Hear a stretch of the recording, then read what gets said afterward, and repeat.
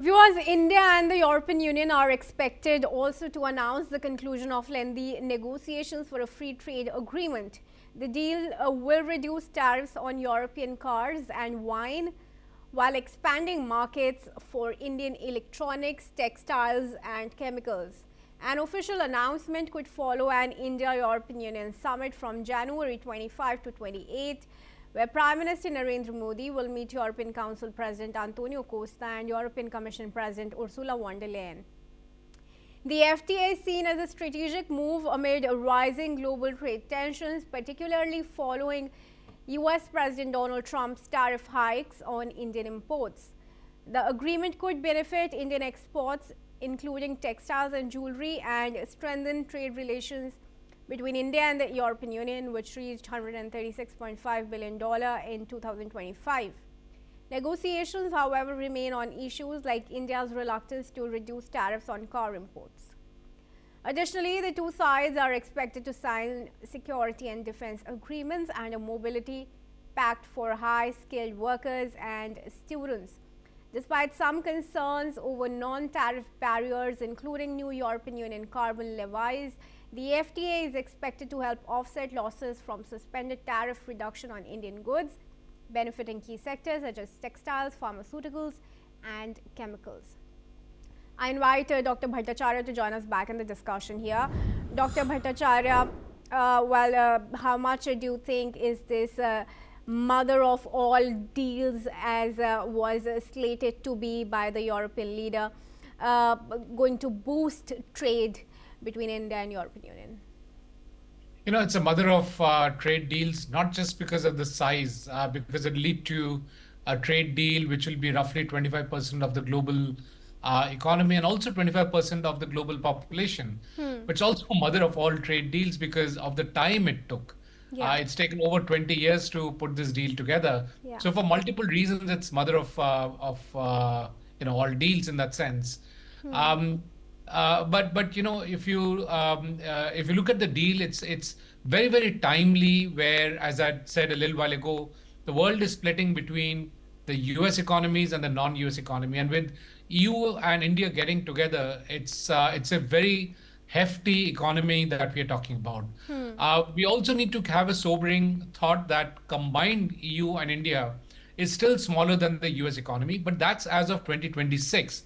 In the next few years, it'll surpass the US economy, given the rate at which India is growing, and therefore by 2030, the EU-India economy will be one of the largest economic bloc in the world, and that's really what we are targeting. And this deal is actually going to accelerate that growth for both the European Union and for India. And therefore, this is going to be a very path-breaking deal for both EU, India, as well as the rest of the world, because it'll become a growth engine consuming tremendous amount of raw materials, processed goods, and so on and so forth. The interesting part to note is that both in terms of goods and in terms of services, India has an advantage in terms of having surplus exports to the EU.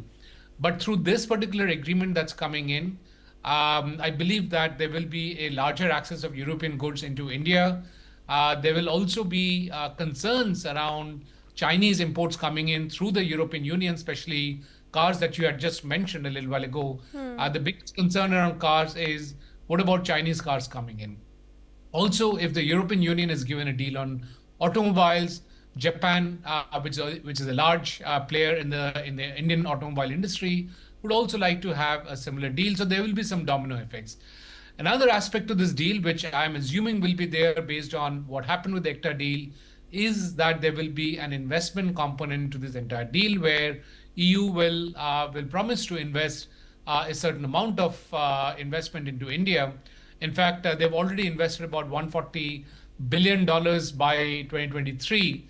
And therefore, I believe that there will be a larger amount of investment clause that will go into this particular trade agreement based on what happened with ECTA. So it's going to be very, very interesting to see this deal coming through. And if it is what it has been touted to be, it's going to be a game changer for both the European Union and India. Yeah.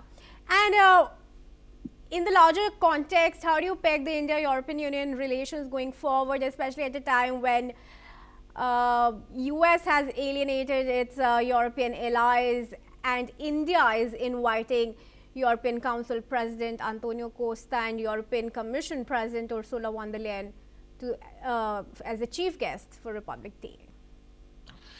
Forever India and Europe has had a very good relationship, but also what we see happening is the European Union maturing and growing and understanding what are the drivers in India. As simple as the Khalistani movement being a point in case where the EU is finally throwing away the Khalistani movement and is not backing it up. Those are signs of maturing of the European Union. There is no more sermonizing happening. Wherever it's happening, that's getting corrected very, very quickly. We saw what happened in terms of the conversation on what India's ranking in AI is, and the IMF had to step in, and IMF is backed by the European Union or the European powers in that sense. The head of IMF had to step in and say, well, that was a goof up, and that was what the moderator was saying. So there is a growing respect for India, and more importantly, respect for India's concerns. And I think that will lead to a more level, matured relationship between these two behemoths. And clearly, India will be very, very important for EU's growth, which is kind of stagnating. The major powers of EU, from an economic perspective, which is Germany and France, are having a very, very low growth rate. So the deal with India is critical with them. Also, it is to be noted that within the EU, the main players with which India really has a large trade is basically Germany, Belgium, France, and Italy. And all these countries are having a challenge in terms of growth. So this particular deal is going to help them quite significantly. Also, we got a very strong defense relationship with the EU, with the Rafales coming in from France, and behind Rafale there is an ecosystem which is spread across the European Union. It's not just a French ecosystem. In addition, we are also looking at the 5th generation fighter planes to be built up in collaboration with the European Union, and that's a possibility on the table. So that's the kind of trust that even India has with EU. So it's a very mature, rule-based relationship that has evolved, and I think that's going to get strengthened as we move forward. Right. Coming back on the question of this very trade deal, India's concerns remain still on the non-trade, non-tariff barriers, including the carbon levies. Do you think that can be addressed before the deal is finalized? I'm not sure about that, because every 20 years the European Union comes out with a large non-tariff trade barrier. We all know what ISO 9000 was.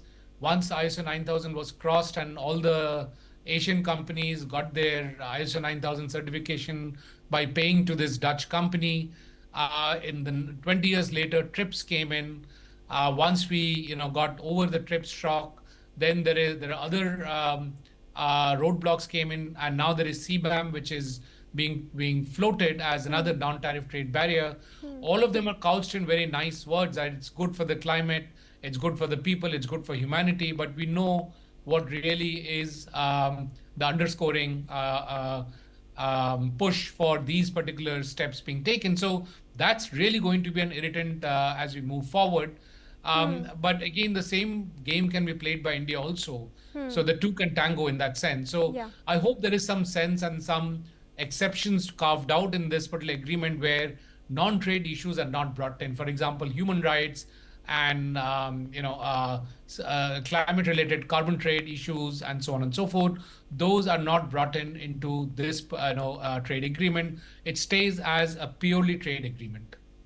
Right. Dr. Bhattacharya, thanks then very much for joining us for these discussions. And now moving ahead, viewers.